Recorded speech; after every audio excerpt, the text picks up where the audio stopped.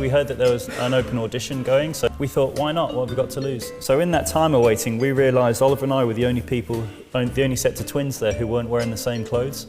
Eventually our number was called, and there was a bit of a sliding doors moment. There was door on the left, door on the right. We went in door on the left, and that just happened to have the head casting director in it. She liked us, and then like 6 auditions later, we got the part.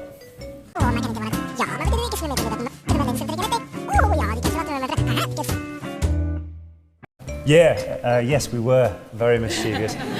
We always used to say that, and I'll openly admit it, that we were the oldest of the young cast, but probably the most immature. Over the road from where we were filming, they were building some like a call centre for BT.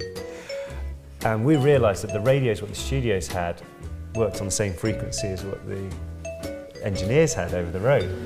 So, and Bonnie Wright, to be fair, who played Ginny, she was in on it as well. Granted, she was about 11 at the time, but still. We're able to, radio in. Okay, guys, you can go home now. And then you see the guys. I was up at night to be told, you don't need to come in, but stay awake just in case. The hotel that we're staying at, I can't remember which one it is, but it's like one of the main roads out of town. I was just walking down there with my little point and shoot camera. And any time a car went past, I decided to set my flash on and take a photo. So it was right next to a speed camera. So they would think they had a speeding ticket. It's amazing how many hours you can spend doing that though, yeah. You don't work for Warner Brothers, do you? My character lost his ear in the final film.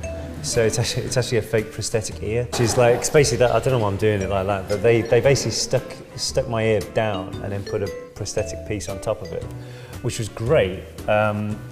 Apart from one time I went to, my football team were playing away at West Ham one evening, and Donal Gleeson, who played Charlie, Bill, our older brother in the film, supports Villa like I do, and we said, oh, come on, we'll go to the game. So we finished filming at about 6:30, and we said, if we leave now, we can make kickoff. And normally it takes an hour to take the bits off, but we thought, oh, we'll be okay. So we get on the train, get on the underground, and we realise that no one is sitting next to us. I've got this gorge in my face, which is all... And Donal has been attacked by a werewolf earlier on, so he's got a huge scar across his face like that. And yeah, so I kept that ear, so that's on my wall. I learned what happened to Fred. I was in Japan, and the book had just come out. I was actually travelling on the bullet train whilst I was reading what happened to Fred. So I'm reading it, and it's a bit of an emotional roller coaster, right? And I was surprised, A, what happened to the character. Then I was surprised what I was feeling for the character. I didn't realise how attached I'd become to the character. So I'm kind of in this mind head, like, oh. Meanwhile, this ticket inspector comes around, who's this Japanese guy who kind of just prods me, and ticket, ticket, ticket. And I was just reading the book, and I was like, oh, mate, I just died here, just give me. But ultimately, yeah, it sucks. At least it happened in the last book and not the first one. I thought, never mind.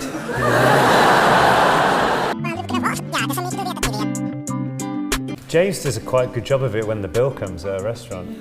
Actually, we didn't switch when we were filming, which proves that Wikipedia is a lie. We did switch for a rehearsal of a long Great Hall scene. And when the camera is at the top end of a table and it looks all the way down, so there's like 400 kids in the one shot, and we're near the back. That's the only time we switched around. Simply because the amount of people who are in this room tonight, that's how many people work on the crew.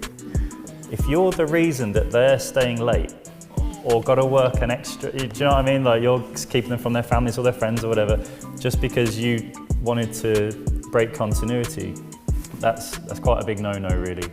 In real life, yeah, occasionally. There was one of the ladies in the production crew who, on the first movie, she asked, how can she tell us apart? And I said, I've got a mark here, which is actually a chicken pox mark from when I was a kid, but I said, I've got a mark here where I was shot by a farmer with an air gun for trespassing on his land. Fast forward 5 years later, My dad was visiting the set, and the lady said, oh yes, I know how to tell the difference between them. And, all right, cool, how'd you do it?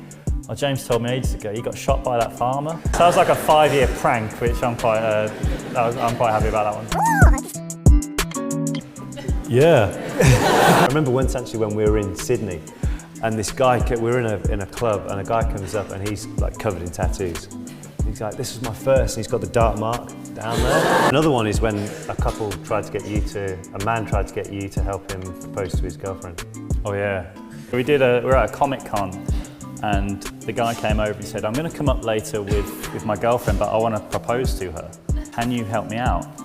So he comes over and beforehand he like slips the ring under and says, can you just give that? And then I'm thinking, I don't want her to think I'm proposing. So anyway, I was like, oh, he's got something to ask you. And she was like, what do you mean? And I was like, so that was quite a cool moment. Luckily she said yes. Luckily she said yes.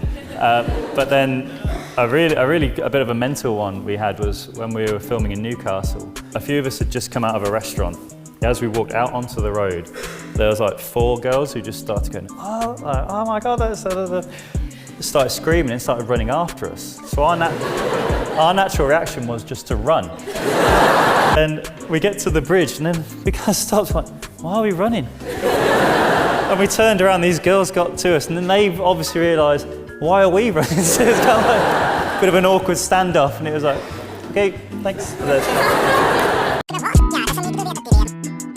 I don't know if it's because I've already got the outfit or not, but I did actually get into Gryffindor, so I was really happy with that. I don't know if I manipulated some of the answers maybe to get into it, but I got that. However, James...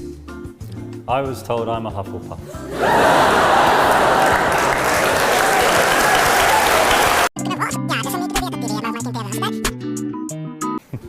You know me then. We were out once in America, weren't we? He's left me now. We went out for a drink afterwards with Tom Felton, who played Malfoy. This guy comes up to us, hey, Fred, George, yeah. Malfoy, and sitting down there. No, I'm just letting you have your space. But they drove us. They drove us there, yeah. Very lucky that Mum and Dad are very much of the same mindset that we are. The opportunities like this don't come around very often. We did it and they were really encouraging throughout the whole process, which is we're very lucky to be able to have that.